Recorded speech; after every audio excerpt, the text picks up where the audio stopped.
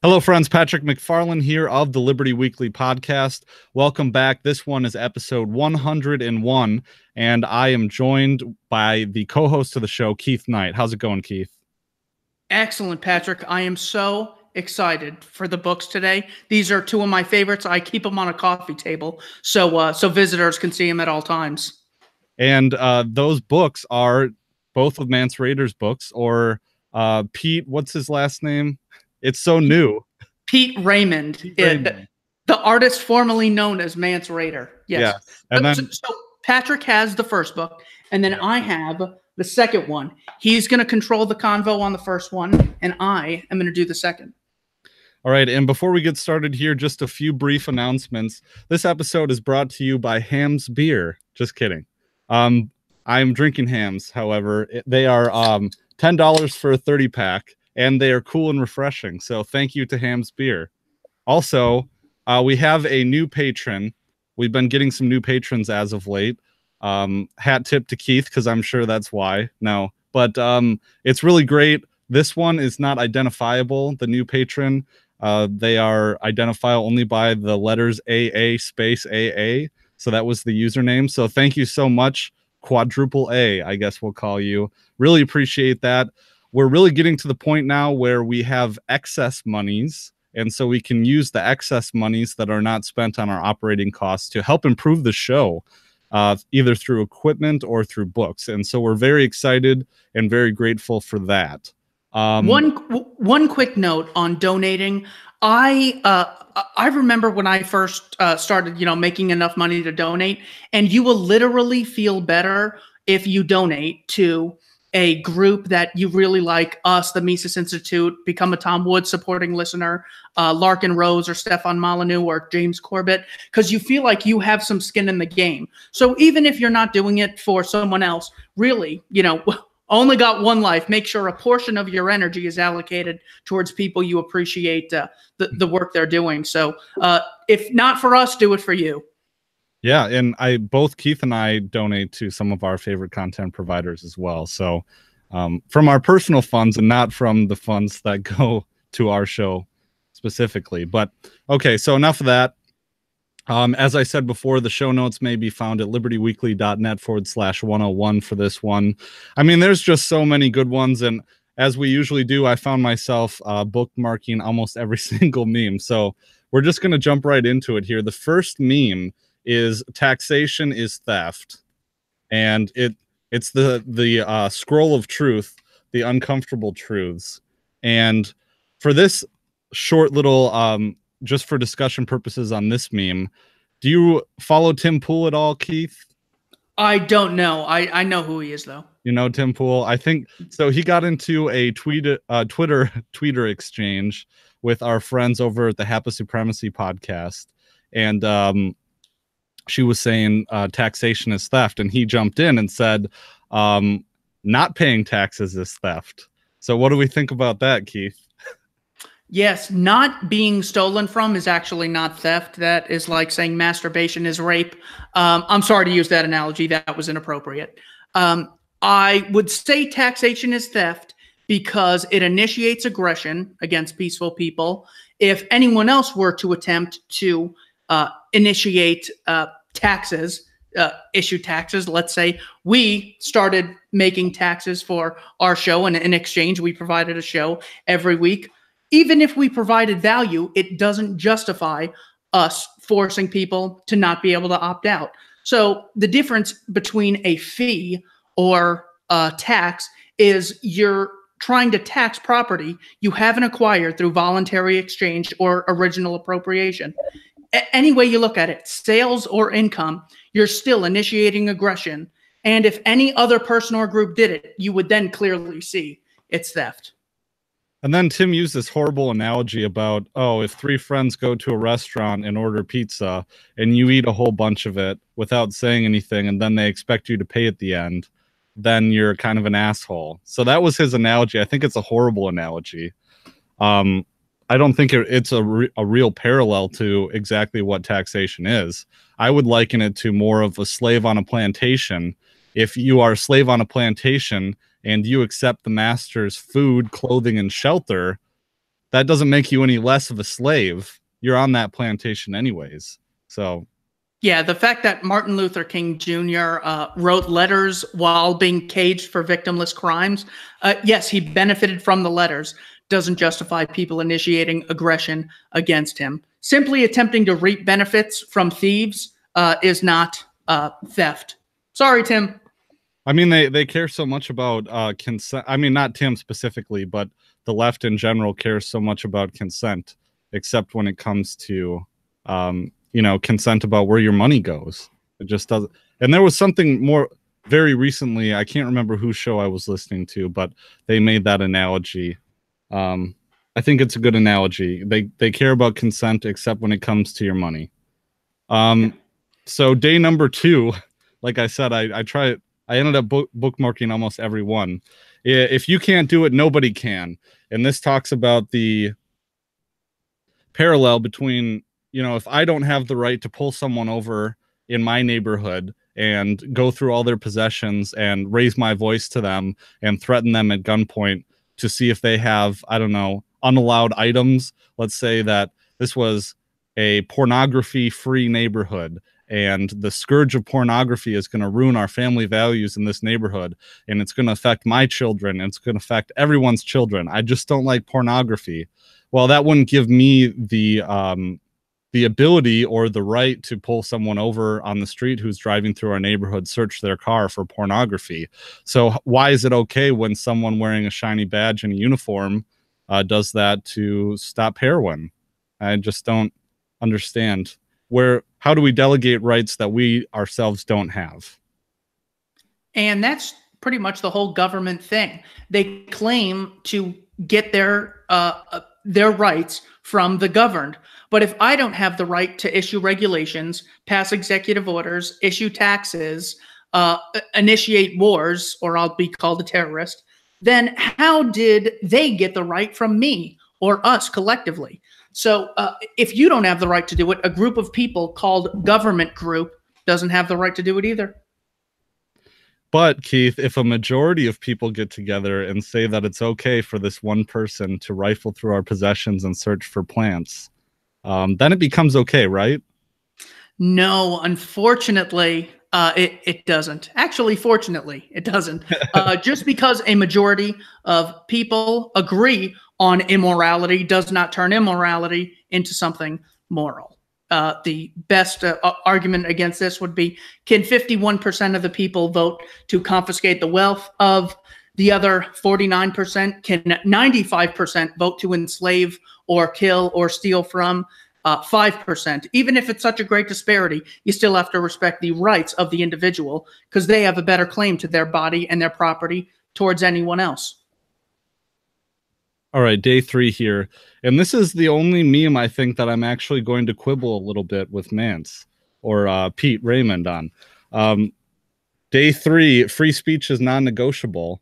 And I had an episode like this. I was doing I started doing like a daily kind of vlog series. And then I realized that even producing a 10-minute video took me an hour or more. So I couldn't keep up that pace.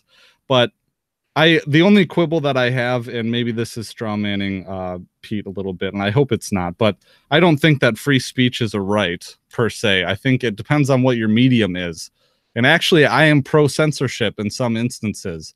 If I own a grocery store and I have a cashier who is a vegan and wants to propound on how great the virtues of veganism, well, I'm going to shut her the hell up. So censorship is good. In my customers, if I go to a grocery store, I don't want the cashier berating me about buying meat or, beef, hot dogs, products, what have you.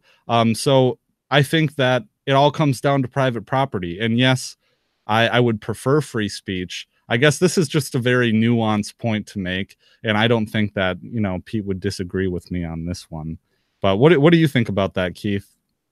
So Ayn Rand on the Phil Donahue show said censorship can only come from government. In other words, if the New York Times doesn't publish you and they choose to publish Paul Krugman, they have a right to do so.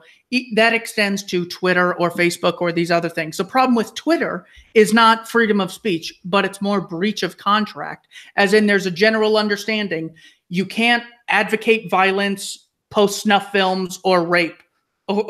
Like those are the basic things.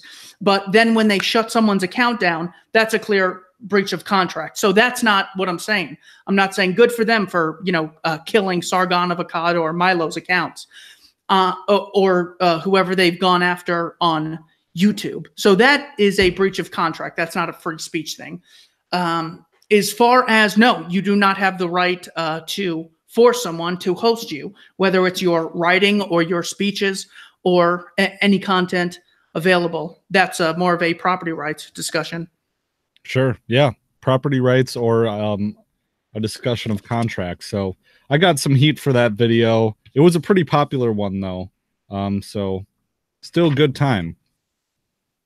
And then this one, guns are your private property. And I thought we would just touch on this one because guns are your private property. And I think the defeating argument of all gun control is that, well, if you are pro-gun control, you're not anti-gun violence, because how would you enforce gun control?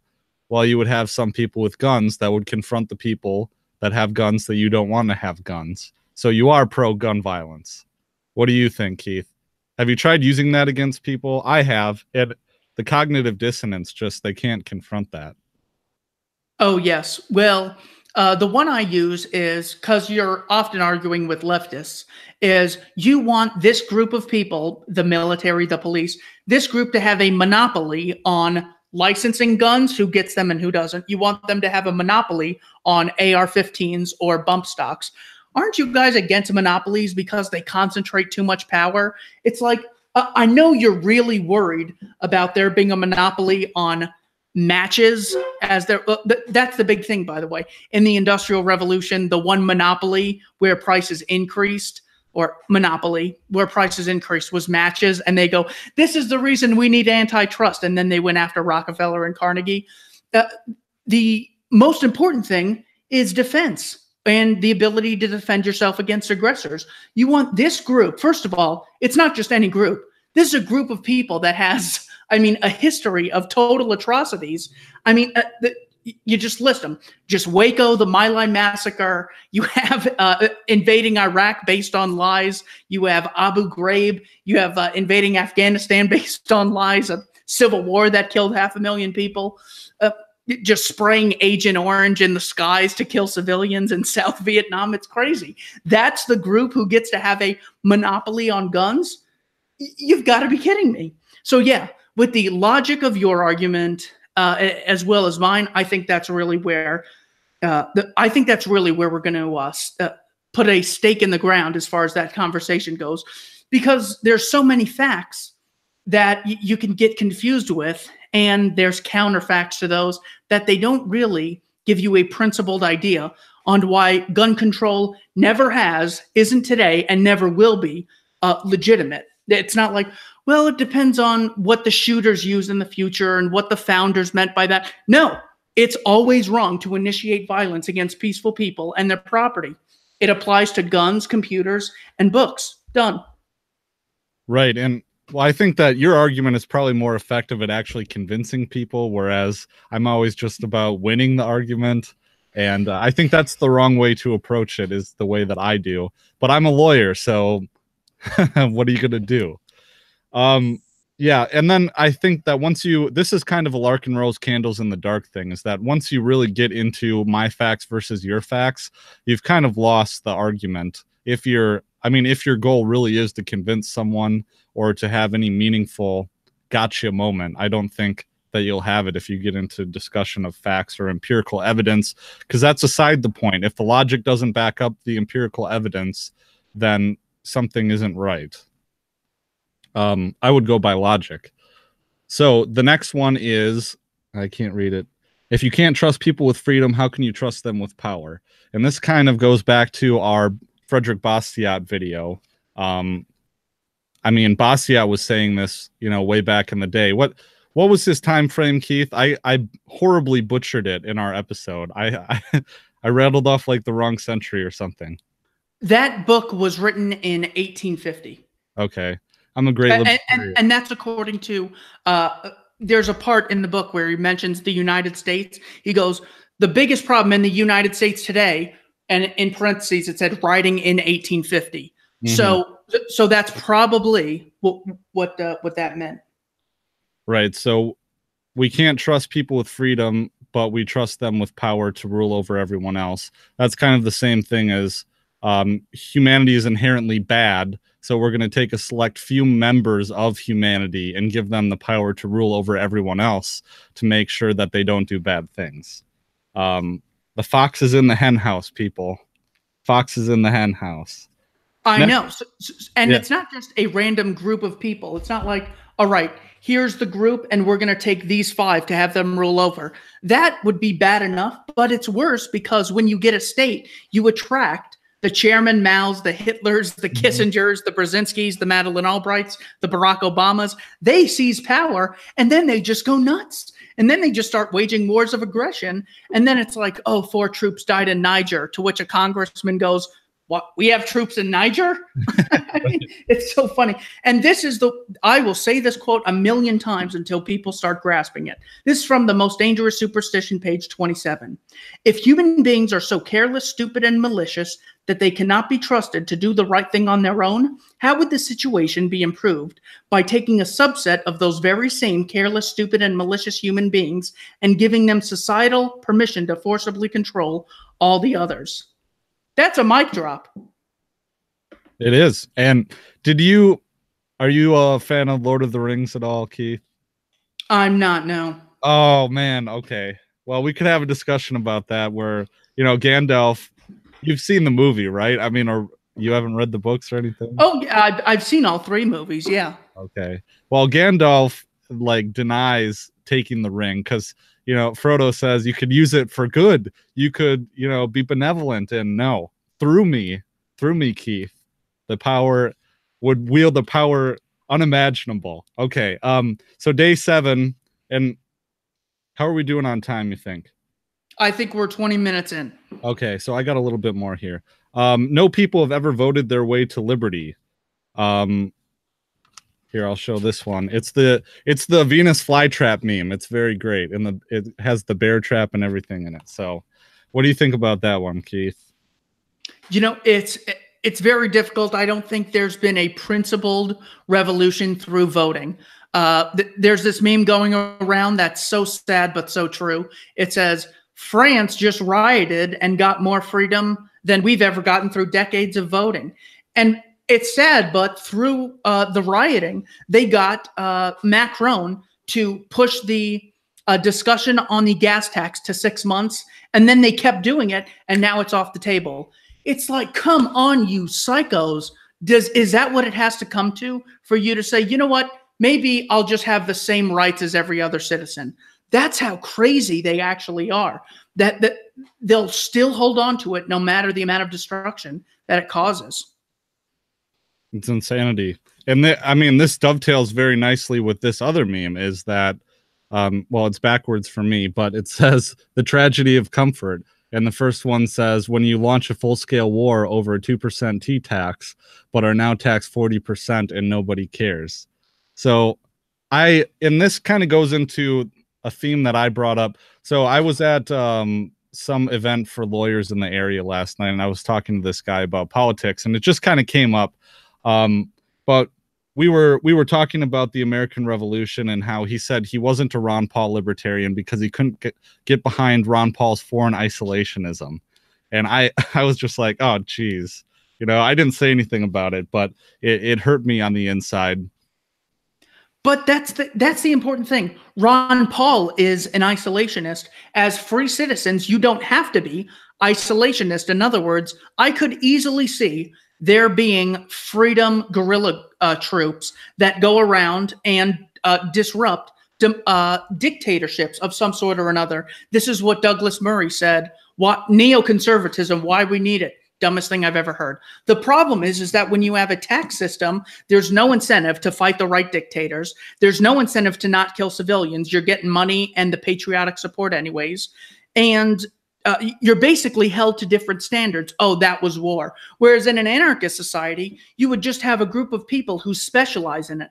They don't have more rights than anyone else. So when you nuke a group of civilians, people will see it as terrorism. Therefore, you're not going to do it, probably.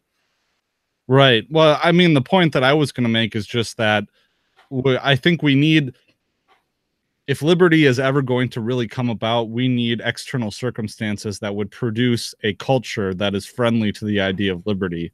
And when it comes to, as the meme kind of suggests, is that the American colonists were very freedom-oriented and self-reliant, rugged individualists by necessity, because their atmosphere, their surroundings, and them being settling this barren land. Well, there were people here already, but really taming this barren land and needing to rely on themselves begat a culture by which they would revolt over a 2% T-tax. And that's just not the type of culture that we're currently living in.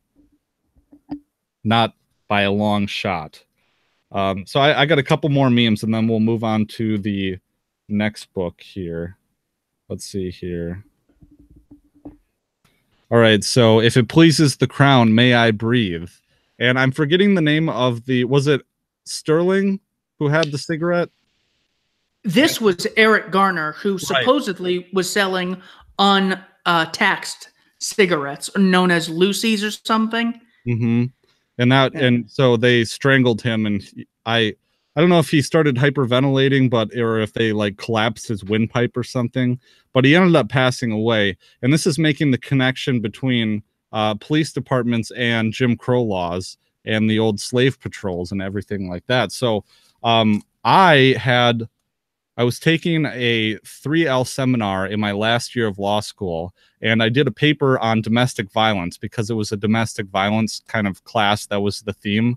And so this is available as an ebook for anyone who signs up for the email list. If you go to libertyweekly.net/email, and I discuss kind of the history of domestic violence through a feminist lens, because that's who my audience was. But moreover, how does this relate to slave patrols? Is that I presented this to the class, and it was a bunch of liberals, and there was one liberal who really didn't like it, and another liberal who was like, oh my God, this is, I mean, if we had free market security firms instead of police, then they actually might have some accountability. Oh my God, this is just a huge light bulb for us. And one person was saying, this one who didn't like it was saying, oh, they're going to turn into the good old boys and they're just going to beat down minorities. And the other one was like, no, well, the good old boys were the police in the Deep South. They were the ones who had this ability to just trash African-American people. And I think it's just so true. Yeah, the runaway slave catchers is an important analogy, I think. Another thing is that Eric Garner's family still has to fund that police force through taxation. So whenever someone says, well, private police forces maybe, but what if they do something bad? The existence of a government doesn't stop groups from doing bad things. It gives them permission to do bad things and still get funding. So when a woman, one of the few Waco survivors, comes out alive, she runs to Canada to live with Ernst Zundel in like this hideaway because she first of all wanted to escape them. And what? She's going to still have to fund the genocidal ATF or something like that? That's so ridiculous. This is why it's so important. Just let me opt out. Okay, maybe you think with, Alton Sterling that even a private security firm would have done the same thing or whatever. I get to opt out and they don't get to pursue victimless crimes. Done. And they can be sued. I mean, they don't have qualified immunity at all. So, yeah, you have some recourse. You have legitimate recourse where you don't have to resort to violence to hold these people accountable. So I think the last one that we should discuss is the Orwellian manipulation of language that the state gets away with. And I mean, you've seen this. When government does it, it's called enhanced interrogation. But when anyone else does it, it's torture. When the government does it, it's no-knock raids. But when any normal person does it, it's called breaking and entering. When the government does it, it's taxation. But when we do it, it's called armed robbery. Arrest is kidnapping. Indefinite detention is holding hostages. Education is indoctrination. Making a campaign promise is lying. So, yeah, what say you, Keith? You know what? I think that speaks for itself. Just the doubles. I think that speaks volumes. It's a clear double standard. You immediately ask yourself, why is there a double standard, and is it justified? Can we justify why an adult can do something and not a child? Sure. But government adults versus non-government adults, totally illegitimate. All right. Yeah. And I think we should hand it off to the other book, or else I think we're going to go way over time. All right. There's so much here. The second book, the forward's written by the great comedian Dave Smith, and it's a very good forward. I won't spoil it in hopes you guys will actually buy this and help our buddy Mance out. The first meme is this one right here, where the socialist is more focused on your income rather than voluntarily helping others. In other words, if you want to help people, you first of all should do it in a more effective way. Governments are inefficient, generally speaking, because they have no incentive to do the right thing. Whether they do a good job, then they get funding. And if they do a bad job, they not only still get funding, they'll often say, see, we did a bad job, therefore we need more funding. So that's it. And also he says, stealing your income to help others. If you don't have the right to steal income, then you don't have the right to vote for a politician to steal income on your behalf. And also, it does make you feel better. If I could just get the argument from guilt that I'm sure my Jewish family would love me to give, it's that when you actually help someone, it makes you feel better. So don't tell others to do things, do them yourself. Any thoughts? Yeah, I think this just ties into the first meme that we did as well. And I have to say, you know, since I became an ANCAP, I really have made a conscious effort to try and help people just throughout my daily life. And it really does make you feel good.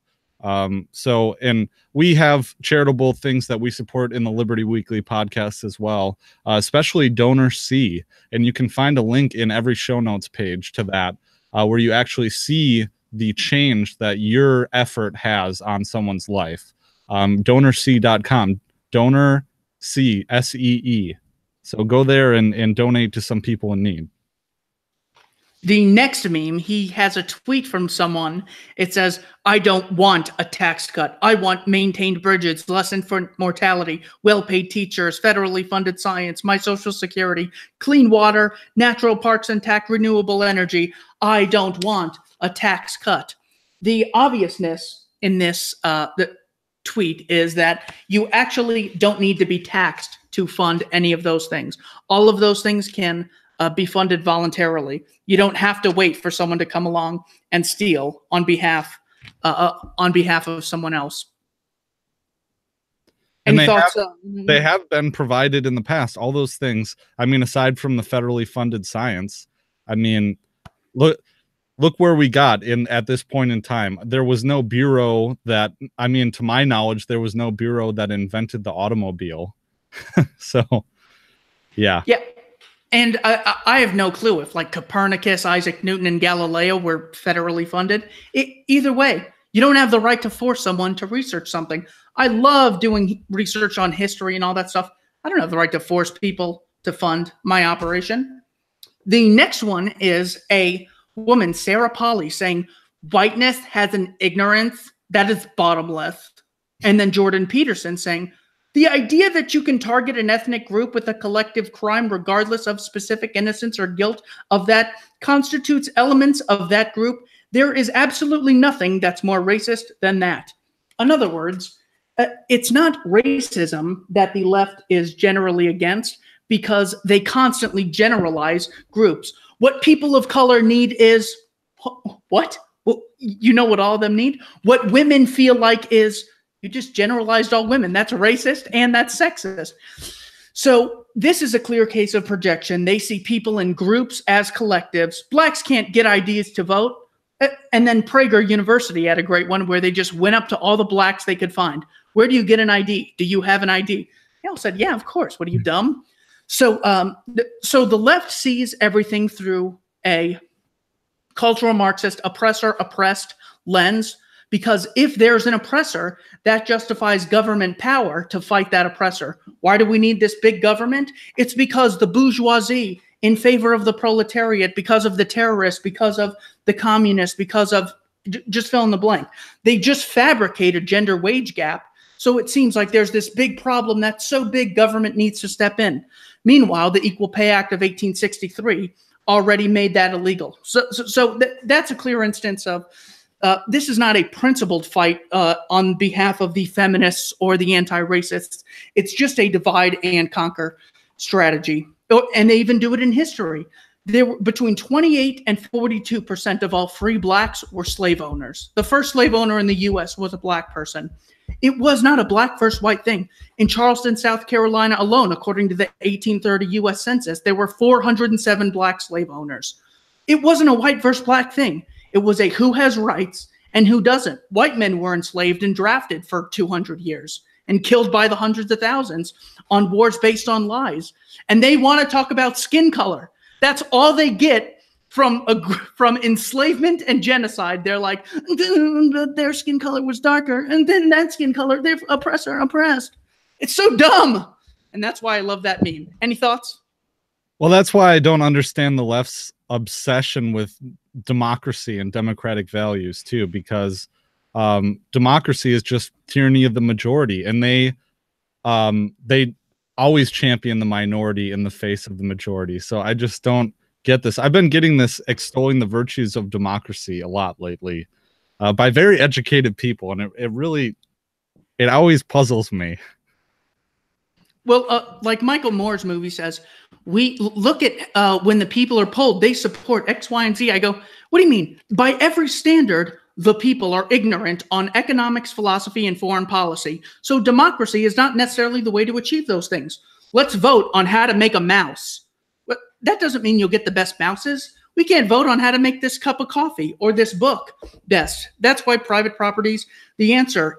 He does quote Ayn Rand in this, one of the great ones. For the leftists who care about fighting for minority rights, if you really care about the minorities, the smallest minority on earth is the individual. Those who deny individual rights cannot claim to be defenders of minorities. Perfect. And then he goes on to have this great Willy Wonka quote, white privilege, huh? Any other generalizations you want to make about skin color while you're in racist land? And it's so funny because that which they claim about the racists, they actually are themselves. That's just another in-your-face example of it. Yeah, and then I'm sorry. Oh, I was just going to interject this whole thing about white people as if white people are all one ethnic group too. It just always boggles my mind. Like, my family's Alsatian. I mean, we're from that area between France and Germany that was tossed over from, time immemorial. Or, Caucasian people, Eastern European are still white people, right?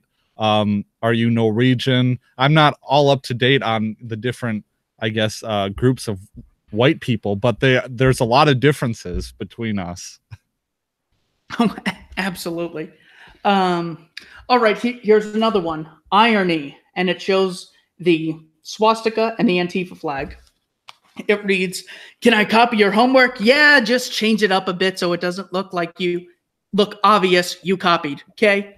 In other words, you have to be able to think on principle. You can't just say, okay, far left and far right. Those obviously can't be the same things. But no, they actually are. They both believe in political authority, the belief that a group of people, government, has more rights than anyone else.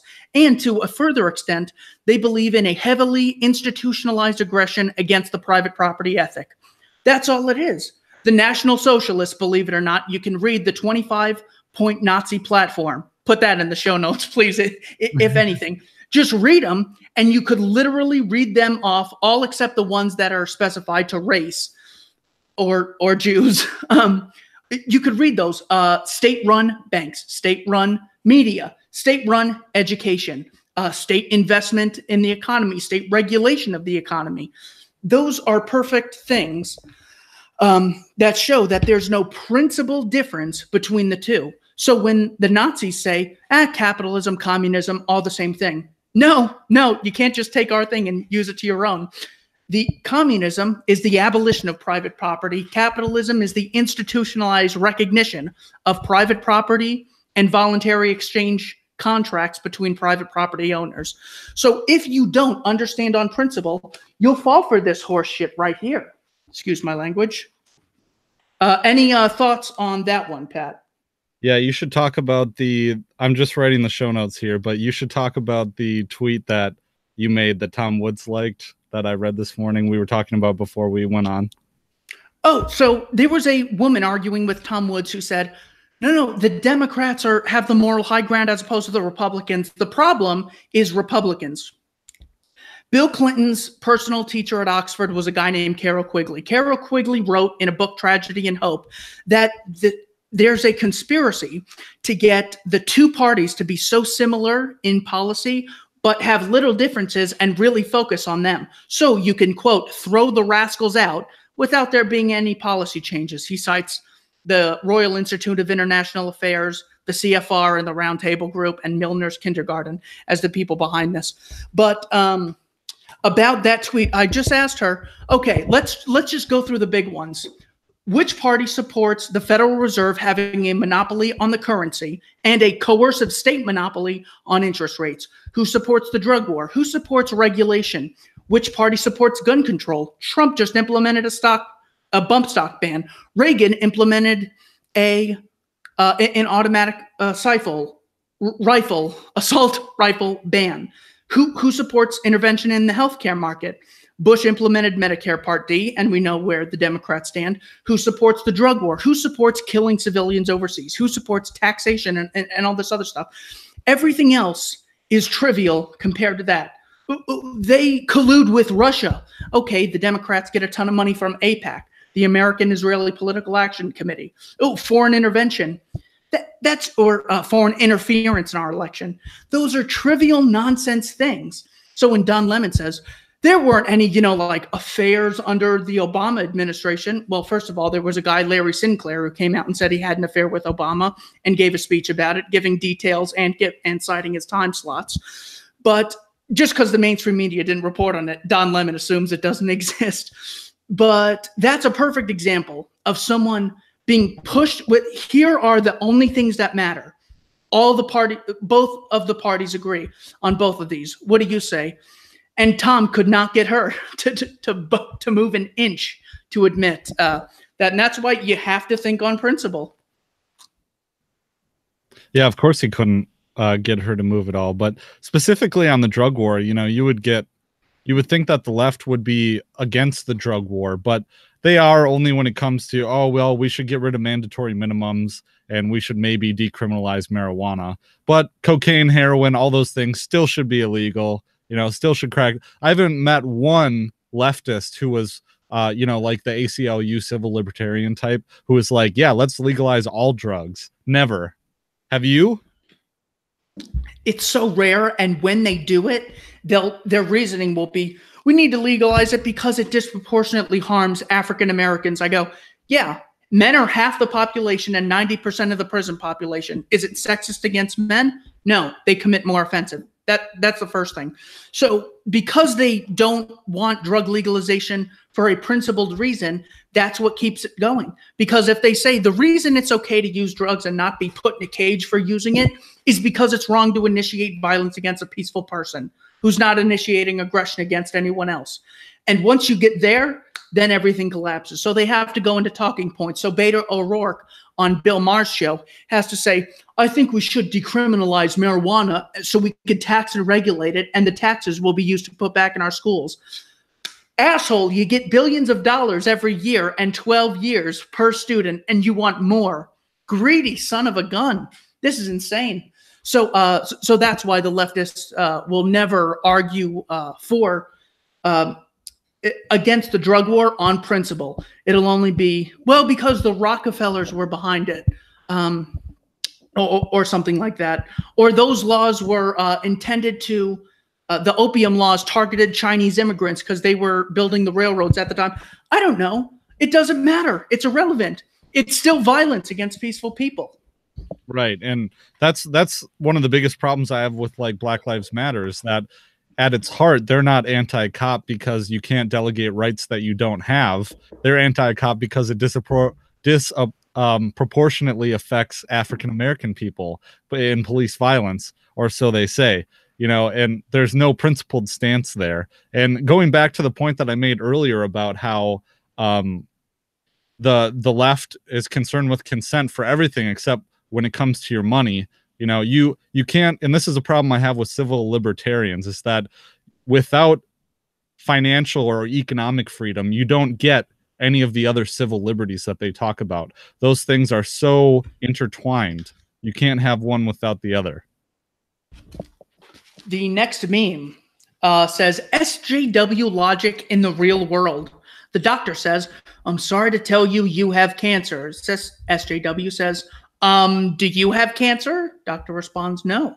SJW says, okay, well, you aren't qualified to tell me if I do then. Sure, maybe you've researched it, but you haven't experienced it. And the doctor says, okay, so here are these treatment options. The SJW goes, wow, now you're going to tell me how to treat my cancer? I think I'll go to a doctor who actually has cancer. You cancer-phobic, disgusting filth. Hashtag triggered.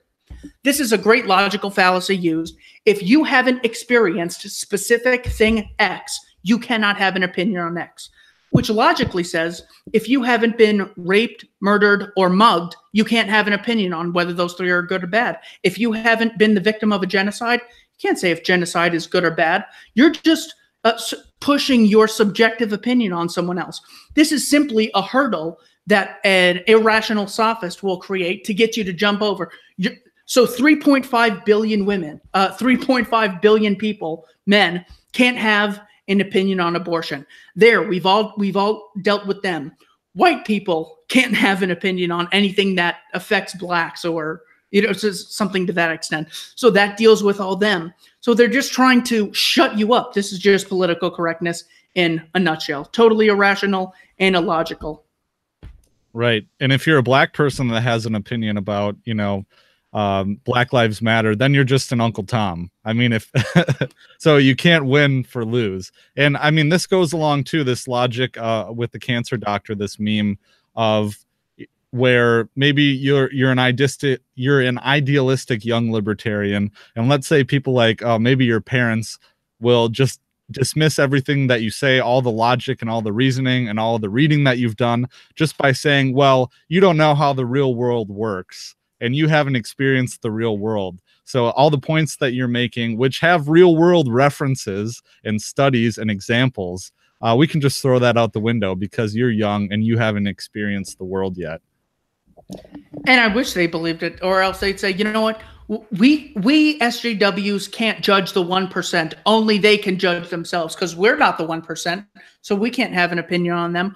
Only business owners can decide business legislation at government level because we don't know what it's like. I seriously wish they were that humble, but it doesn't even come close to that.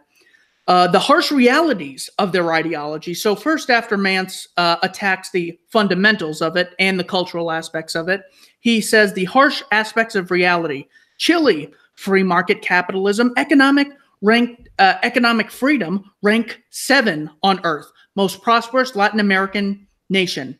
Venezuela, democratic socialism, economic freedom, rank 176th on Earth. Economic collapse, countrywide hunger, widespread illness, looting, and crime. To those anarcho-Kasparians who say it's the result of oil prices, they then have to explain why Saudi Arabia and other oil-based countries aren't experiencing hyperinflation, why they don't have total food shortages. The reason is it's a total disincentive to producers to create factories that create wealth, that raise the standard of living, if they know their wealth is going to be collectivized just like that. So here is the image, by the way. And moreover, it just illustrates real world examples. So when the Sam Cedars of the world say, oh, this is a real world example, I know you philosophical people, this just drives you nuts. It's like, no, we have Chile and Venezuela. Then we have North Korea and South Korea, the closest thing you could get to an example, because it's the same people, same time, same culture. You have East Germany and West Germany. You have the US versus the USSR, just more capitalism versus more socialism. Those are perfectly fine real world examples. So that was just another great one. Any thoughts on that one? Yeah, another one for the show notes here is Luke Rudkowski of We Are Change went with Jeff Berwick of the Dollar Vigilante down to Venezuela. And they did this a couple years ago. And things were pretty bad. I think this was maybe a little bit after things really started to go downhill. And they have to have security guards wherever they go.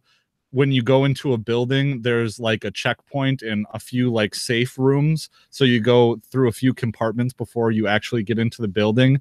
And if you go into any restaurant, well, and he says this, there are signs everywhere saying no racism, no guns, no XYZ. And if you walk into a restaurant, there's one shot with a bulletin board that has all these pieces of paper on it. And they're like, what are these pieces of paper? Well, these 30 pieces of paper are all the fucking permits that you need to run the restaurant here. And they're just stapled up all over the place. It's really insane. It's just insane. So I'll include that in the show notes. And just think of how hard it is for someone to comply with all those permits and all those regulations. And if the state wants to shut you down, they'll get you on a technicality. Big corporations would not have a problem with that. So then Hugo Chavez gets on the news and just fires the head of the oil companies. I don't know if you saw that famous video, but yeah, that's that state socialism for you. We'll include that in the show notes too. Oh yeah, that's a good one. The regulations make it so hard to compete. Then people get less choice because there's less businesses. Employees get less choice. That's how you get more poverty in socialism. It's not just a talking point. Like, they say right-wingers are just like iPhones, human nature, and Venezuela. They have no principles. No. And that's why Hoppe says, always focus on the principles, because if you use the real-world examples, the socialists will always say, well, Stalin was bad. Well, Trotsky was bad. We need someone else. Well, Kim Jong-un is no good. Hugo Chavez made some mistakes. Maduro isn't doing what we'd like. They'll always make excuses. You have to always fight on principle, or else they'll keep moving the goalposts constantly. And the thing that really bothers me too is that when from a capitalist standpoint, if you say, oh, look at socialist Venezuela is a shithole because it's socialist and they have all these natural resources, XYZ.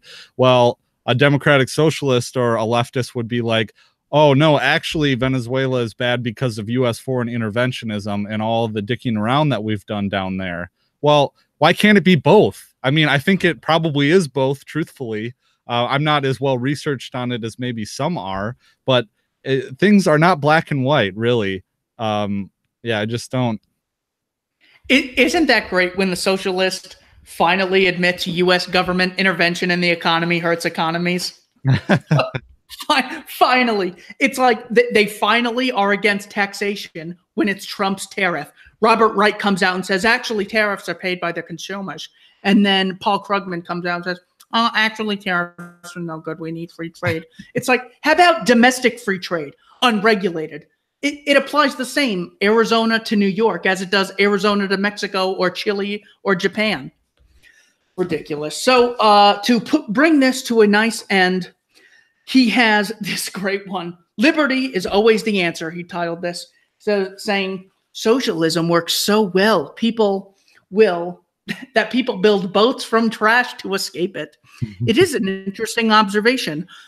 Of the number of people between Cuba and Florida that escape one country to reach another, it's 100% escaping big government, totalitarianism, and coming to a more free place. I'm not saying the U.S. is Ancapistan. I'm saying there is more respect for the private property ethic in America than there is in Cuba. That's why you constantly get people risking their lives. I mean, talk about frickin' voting. Voting is sort of, putting your 2 cents in. Here's what I think. You must really think good of something if you're willing to risk your life, well-being, risk everyone you know, leave them, and just start floating to a different country. Cuba, that's another example of places going to hell as a result of socialism. Mance has a great quote in the writing. He goes, "I loathe government and believe the free market can provide all services the state does with better efficiency and more humanely." He brilliantly makes this into one sentence because it simply gives all the arguments for people worried about efficiency, people who want prosperity, people who want, mass success. The free markets do things more efficiently because there's competition and it's funded voluntarily, and more humanely because the state is inherently immoral, acquiring property through aggression. That's why it's called Hazlitt called it the coercive versus the voluntary sector. That's the bottom line. So I love how Mance, there's a couple more, but if you want to find those, and there's a meme gallery where he just has, just 10 knockout memes at the end. That is all I have on that book. I think these are both great. I would recommend buying both of them. Yes, and so Mance or Pete Raymond, still trying to get used to that. We both contribute to the Libertarian Institute at libertarianinstitute.org.